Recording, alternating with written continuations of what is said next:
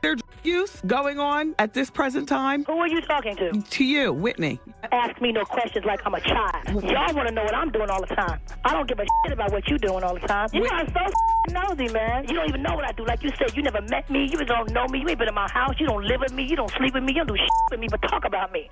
So watch what you say. Watch what the you say. And if I was really like back in the day in Newark, I'd meet you outside. I'd meet you outside. But I'm a lady and I have a class. When I know I was going through a lot of emotional stress and my eating habits were awful. Whitney dying. Crack rehab fails. First of all, let's get one thing straight. Crack is cheap. I make too much money to ever smoke crack. Let's get that straight, okay? We don't do crack. We don't do that. Crack is whack. So Whitney Houston is back in rehab. You guys heard about this, and I know it's a collective sigh from all around the country and now the world. She's in an outpatient drug program for drugs and alcohol. RadarOnline.com is reporting that she's back to using crack cocaine.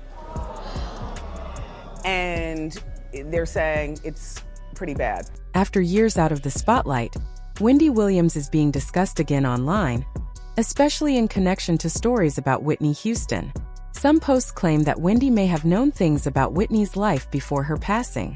These claims have spread quickly, but there is no confirmed evidence supporting them. There are also rumors about Wendy's recent situation, with some people suggesting she was silenced, though nothing official proves that. At the same time, stories about events surrounding Whitney's death continue to circulate online.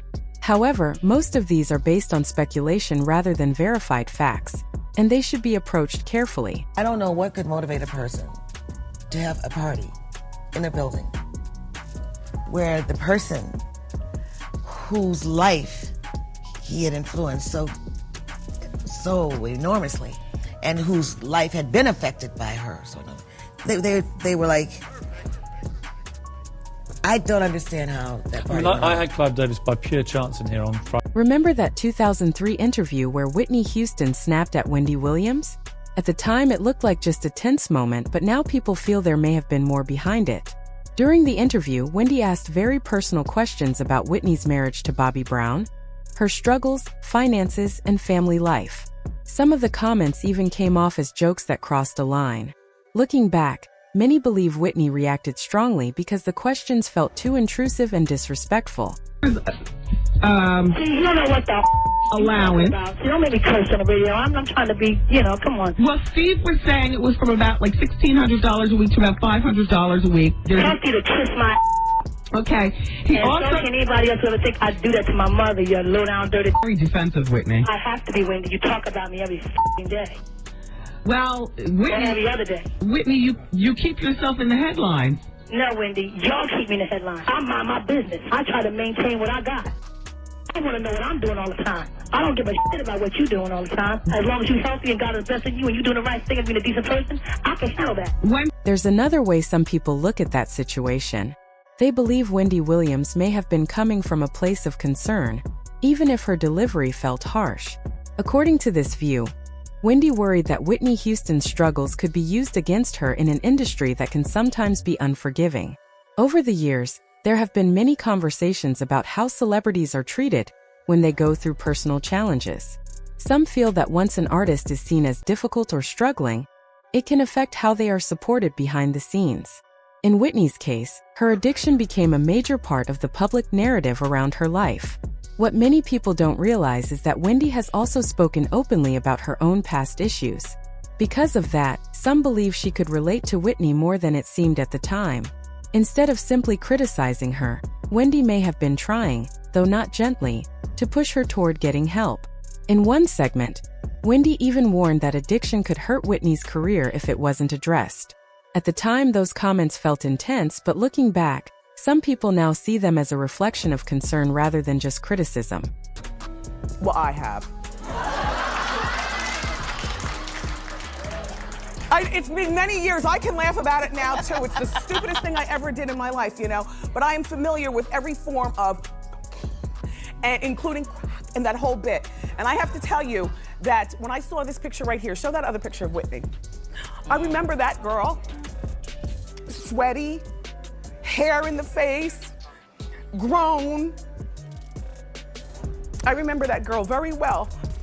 I wrote the book and everything. And I can own up to my mistakes. Whitney, you need more than outpatient. Yes. 4, I don't believe you were sober on Oprah. Yep. I don't believe that you went into rehab voluntarily this time. What I do believe is that Whitney, because I was watching Inside Edition yesterday. No, walk with me on this one, okay? On Inside Edition, they said that Whitney just signed on for Waiting to Exhale 2. Well, you know what happens with these Hollywood people. You have to be insurable. That's right. You know, you have to be insurable and bankable. And nobody's insuring this. Right. So clean it up. That's right. After Whitney Houston passed away, many people began looking back at past interviews and comments, including those from Wendy Williams. Some believe Wendy's warnings about Whitney's struggles ended up being accurate, especially when it comes to how addiction affected her career and public image. At the same time, there have been many rumors online suggesting there was more to Whitney's situation than what was officially reported. These claims include ideas about industry pressure, contracts, and behind-the-scenes conflicts. However, it's important to note that these theories are not supported by confirmed evidence. Whitney's life and passing were deeply complex, involving personal challenges, health issues, and intense public attention. Her family and official reports have pointed to these factors rather than outside conspiracies.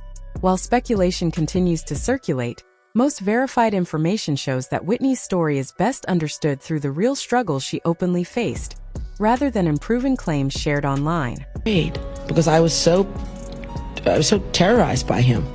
Whether he meant to do it or not, I'll never know. But he sure taught me that if you try to terrorize me again, well, we can't say that on public radio. What I may do to someone who tries to hurt me again in this business, I'm not having it. I should be respected as I respect, and I will not have someone try to ruin my spirit and ruin my career.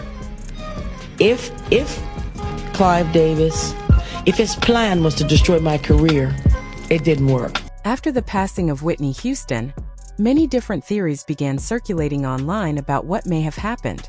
One of the more talked about claims came from a private investigator named Paul Hubel, who suggested that Whitney's death might have been connected to an alleged financial issue. According to his theory, she may have owed a large amount of money, and that could have led to a dangerous situation. These claims quickly spread, especially because they added a dramatic angle to an already tragic story. The investigator also mentioned supposed surveillance footage and possible signs of a struggle, which made some people question the official explanation. It's important to understand that these ideas have not been confirmed by authorities. The official reports concluded that Whitney's death was caused by accidental drowning, with heart disease and substance use listed as contributing factors. Those findings were based on medical examinations and investigations carried out at the time. Some details from the coroner's report, such as minor injuries, have been discussed online and interpreted in different ways. However, experts often note that such marks can have multiple explanations and do not necessarily indicate violence.